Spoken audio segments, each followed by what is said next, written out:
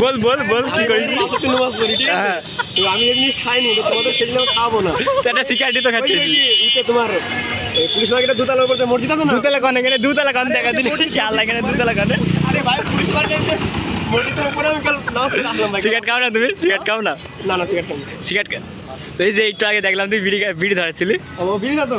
বিড়ি না গাঁজা সিগারেট। না না, এটা হচ্ছে বিড়ির ভিতর কি তুমি কিছু মিশিয়ে খাও নাকি? হ্যাঁ শুকনা। শুকনা শালা বলছে বিড়ি খাইনি, বলে শুকনা খাই। শুকনা কি?